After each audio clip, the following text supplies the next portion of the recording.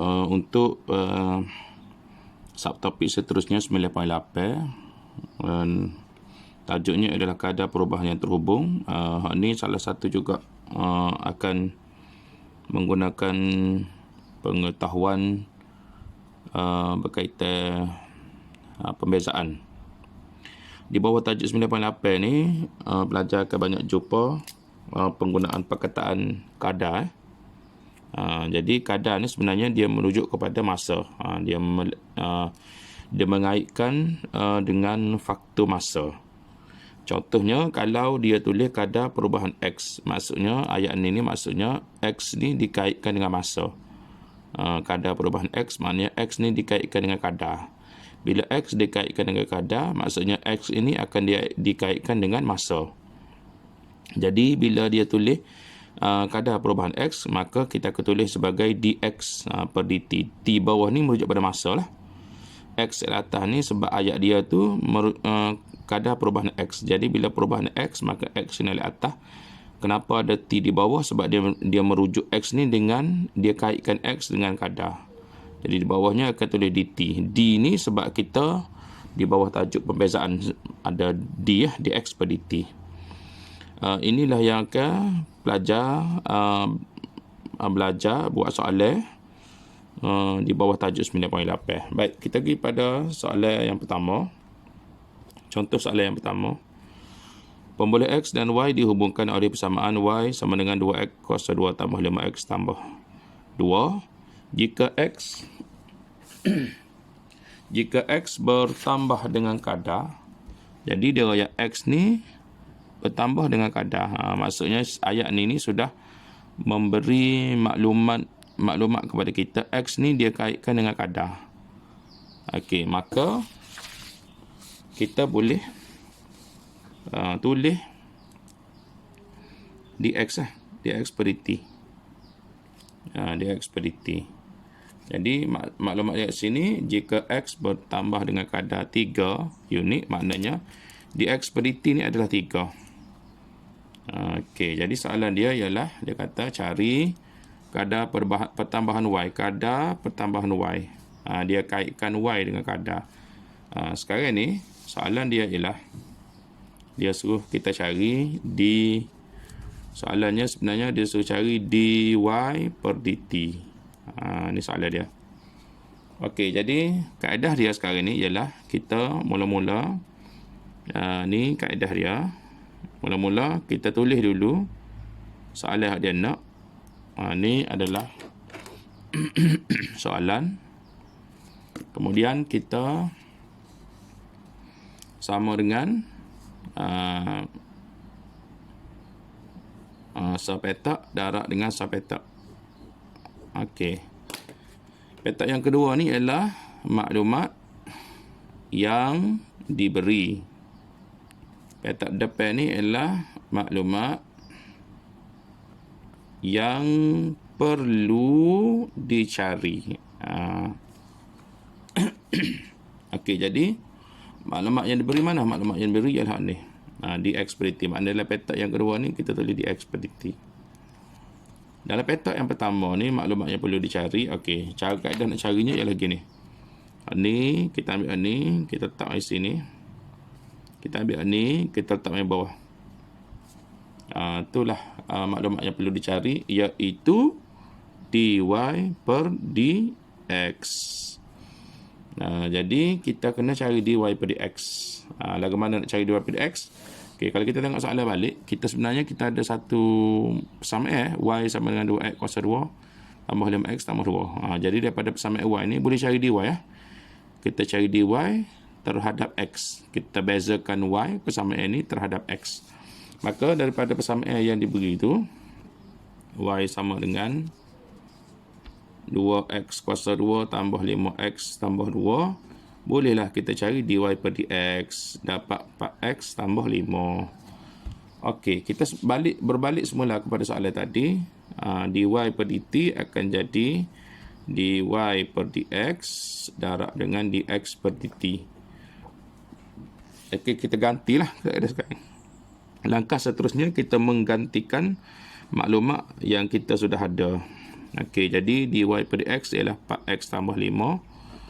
Nak darab dengan dx per dt, dx per dt ni dx per dt ialah 3. Maka sini akan jadi 3 dy per dt.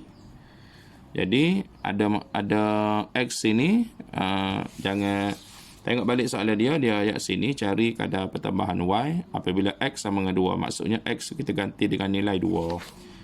Maka sini kita x ni kita ganti dengan nilai 2, maka 4 2 tambah 5 darab dengan 3, sini akan jadi 13 darab dengan 3, terus kita dapat 39 dy per dt. Okey, siap soalan yang pertama. Okey, kita pergi lagi contoh yang lain pula, contoh nombor 7. Satu balon berbentuk sfera diisi dengan udara dengan kadar 120 pi. Okey, kalau kita perhatikan soalan ni, dia ada perkataan kadar ni. Tapi dia tak berapa jelas dia kaitkan kadar ni dengan apa. Sebab dia ayat sini satu balon berbentuk sfera diisi dengan udara dengan kadar. Sebenarnya diisi dengan udara.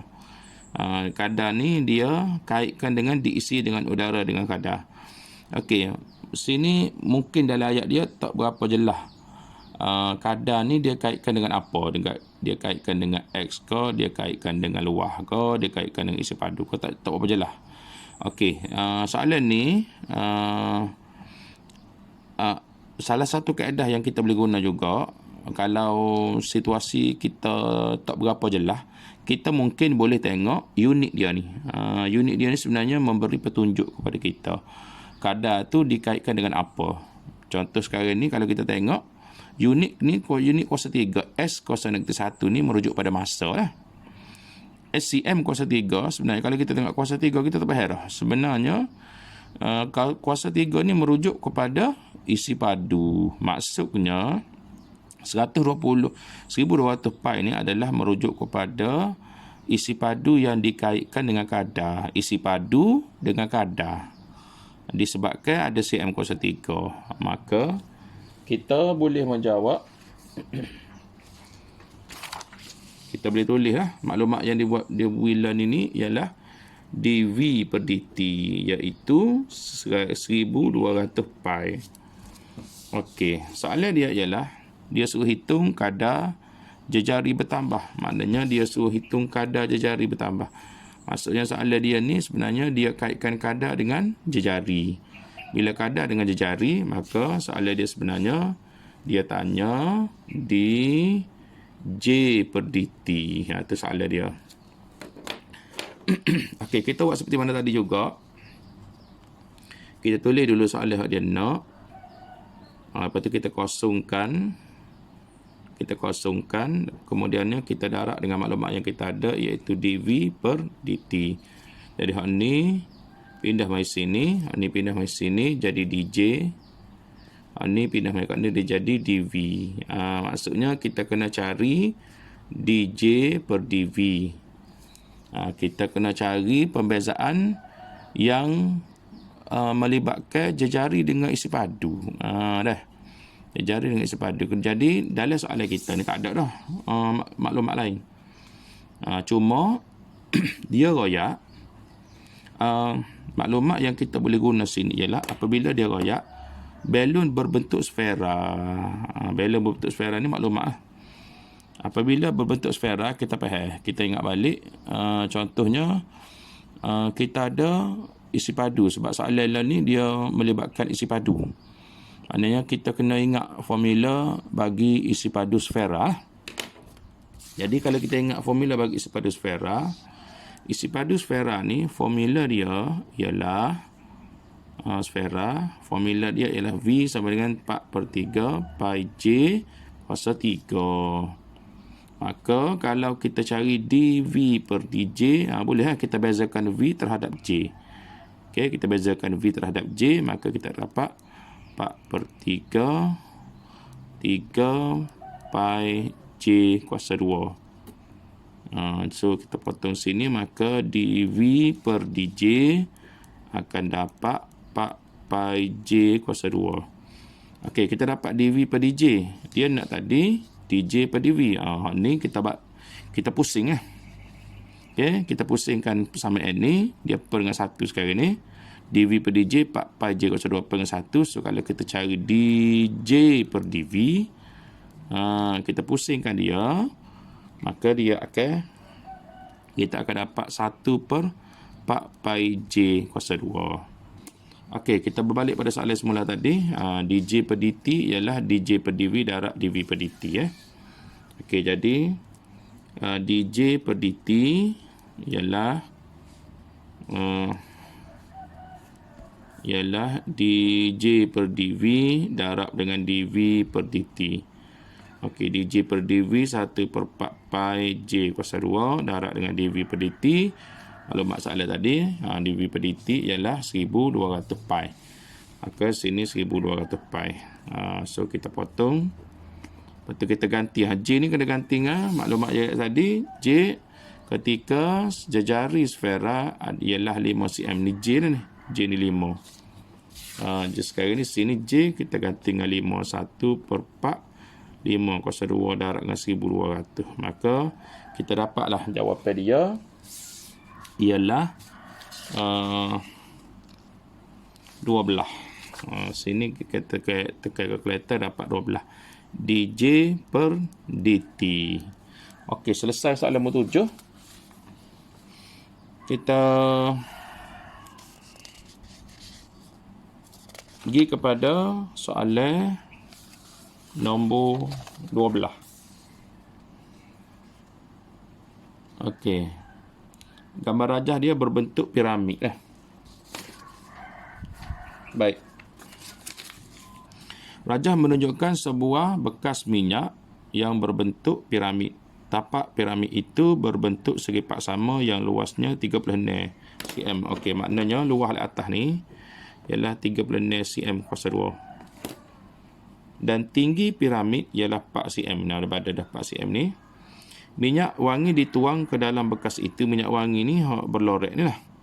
Ke dalam bekas itu dengan keadaan luas permukaannya yang berbentuk segi paksama ialah 4 pi kuasa 2. Luas ni. Luas kawasan berlorek tu ialah 4 pi kuasa 2. Luas dia situ. 4 pi kuasa 2. Dan tingginya dari bucu piramid ialah H. Ni ada dah tinggi dia. Okey. Soalan dia tunjukkan bahawa isi padu ruangan yang tidak terisi minyak wangi. Ruangan bekas yang tidak terisi minyak wangi. Jadi ruang hak kosong, hak putih ni. Dia tanya ke kita, dia suruh kita tunjuk ruang isi padu hak tidak berlorek ni ataupun yang tidak terisi minyak wangi ni ialah 48 tolak 3H kuasa 2. Ni silap dah. Isi padu sebenarnya ialah 48 tolak 3H kuasa 2. Okey. Jadi mula-mula kita terlebih dahulu kita kena cari secara asas teorinya ialah mula-mula kita kena cari isi padu keseluruhan piramid. Isi padu keseluruhan piramid. Kemudiannya kita tolak dengan isi padu ada minyak wangi ni. Cikgu ulas sekali lagi dah. Isi padu keseluruhan piramid. Isi padu keseluruhan piramid. Kemudiannya kita tolak dengan isi padu bahagian yang terisi dengan minyak wangi. Okey. Jadi kita bermula dengan isi padu piramid terlebih dahulu. Formula dia ialah 1/3 darab luas tapak darab dengan tinggi. Jadi untuk piramid luas tapak dia keseluruhan dia piramid keseluruhan ni luas tapak ni 36, tinggi dia 4. Jadi maka 1/3 darab dengan 36 darab dengan 4 dapat 48. Okey, isi padu minyak wangi pula. Kita balik tadi, isi padu minyak wangi, isi padu berlorek ni saja. Tapak dia ni ialah 4 pi kuasa 2, tinggi dia ni adalah H. Jadi isi padu kita akan jadi 1/3 darab dengan tapak iaitu 4 pi kuasa 2 darab dengan tinggi H. Maka kita dapatlah sini 4/3 pi kuasa 2 H. Jadi isi padu ruangan yang kosong, kita ambil 48 tadi, ni 48 ni isi padu keseluruhan tolak dengan isi padu minyak wangi. Jadi 48 tolak 4/3 pi kuasa 2 H. Okey, sebenarnya beres dah ni.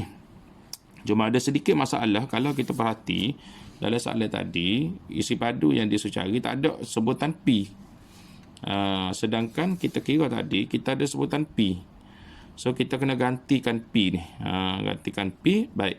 Sini kita kena buat satu perbandingan. Kita buat perbandingan. Contohnya, kalau kita ambil tapak dengan tinggi, kita bahagi. Perbandingan mana? Perbandingan di antara keseluruhan piramid dan juga piramid minyak wangi. Ambil keseluruhan piramid dulu, iaitu luas tapak dia 3/4, tinggi dia 4. Jadi kita bahagi 3/4 bahagi 4. Ini adalah untuk keseluruhan piramid. Luas tapak 3/4, tinggi dia 4, kita bahagi. Okey, kita samakan dengan ambil luas tapak bahagi tinggi juga, tetapi bagi kes minyak wangi saja. Minyak wangi ni tapak dia adalah 4P/2, tinggi dia adalah H. Jadi kita pun samakan dengan luas tapak bagi minyak wangi 4P/2 bahagi dengan tinggi dia H. Jadi kalau kita sini 3/6 bahagi 4 dapat 9. Okey, 3/6 bahagi 4 dapat 9. H ni kita pindah kat ni jadi 9H sama dengan 4P/2. Okey, kita ambil maklumat sini, kita gantikan dalam ni. Ganti dalam ni. Yang mana tempat 4P/2 ni kita gantikan 4P/2 ni kita ganti dengan 9H. Jadi gini. 4/3 tolak. Okey, 9H ni kita gantikan di tempat 4P. Per 3 ni ada lagi ni, per 3 ni. Masih lagi ada 4/3. 4P/2 kita ganti 9H. H ni ada lagi H sini. So sini kita mati 3 dengan 9 dengan 3 dapat 3. H/2 dapat H/2. Maka dapatlah ruangan isi padu ruangan kosong ialah 48 tolak 3 H/2. Tertunjuklah untuk soalan A. Untuk soalan B, dia royak sini, jika kadar pertambahan minyak ialah 0.2, 0.2 ialah kadar apa? Kadar tinggi minyak wangi. Tinggi minyak wangi. Kita tengok soalan kita, tinggi minyak wangi ialah H. Jadi maklumat dia sini, dia kaitkan kadar dengan tinggi minyak wangi. Dia kaitkan H dengan dia kaitkan kadar dengan H. Dia kaitkan kadar dengan H, maka 0.2 ni adalah dH/dt. Okey, soalan dia ialah cari hitungkan kadar perubahan isi padu. Kadar isi padu, dia kaitkan kadar dengan isi padu. Kadar dengan isi padu bermakna soalan dia ialah dV. Isi padu ni kita guna istilah V. Jadi soalan dia tanya dV/dt. Okey, jadi seperti mana Cik Gajah tadi, untuk cari dV/dt, kita darab dengan ni tempat kosong asal, tempat kosong ni. Lepas tu darab dengan dH/dt, maklumatnya kita ada. So kita pindah dV mai sini, dH mai sini, mai bawah ni. Maka dapatlah satu maklumat yang kita kena cari, iaitu dV/dH. Nak cari mana dV/dH ni? Kita ambil daripada formula tadi. Formula daripada soalan A. dV/dH, V, kita ambil formula V daripada soalan A, iaitu isi padu ruang yang tidak terisi. Sebab tu dia soalan tadi dia kata isi padu, kadar perubahan isi padu pada ruang yang tidak terisi. Kena ambil formula isi padu ruang tidak terisi itulah. So kalau kita cari dV/dH, kita akan dapat 48 ni bila kita beza dapat kosong. Negatif 3H/2 bila beza dapat negatif 9H. Okey. Jadi berbalik pada formula tadi, dV/dt sama dengan dV/dH darab dengan dH/dt. So dV/dH ialah negatif 9H, dH/dt ialah 0.2. Maka H ni kita nak ganti dengan nilai berapa? Kalau kita tengok balik soalan tadi, dia kata apabila H sama dengan 2. Jadi tempat H ni kita ganti dengan nilai 2. Negatif 9 darab dengan 2 darab 0.2 dapat negatif 2.4. Negatif 2.4. Negatif 2.4. Okey. Kenapa ada jawapan negatif ni? Kenapa negatif? Kenapa negatif? Nak suruh faham sikit lah. Jadi sebab apa? Kalau kita tengok, kalau kita perasan, dia royak soalan tadi jika pertambahan tinggi minyak. Pertambahan tinggi minyak. Kalau kita perasan, Kalau minyak ni semakin tinggi, kalau minyak ni semakin banyak, semakin bertambah, sebenarnya apa yang berlaku kepada isi padu ruang kosong ni? Kalau kita perhatikan, kalau minyak wangi semakin bertambah, sebenarnya ruang isi padu ruang kosong ni akan berkurang. Kalau isi padu minyak wangi semakin bertambah, secara tidak langsung ia akan menyebabkan isi padu ruang kosong ini akan semakin berkurang. Sebab itulah jawapan dia ni negatif. Itu sebab dia. Alasan dia kerana isi padu ruangan kosong akan berkurang. Atau dia juga boleh guna perkataan menyusut apabila minyak wangi semakin bertambah. Okey. Selesai untuk subtopik 9.8.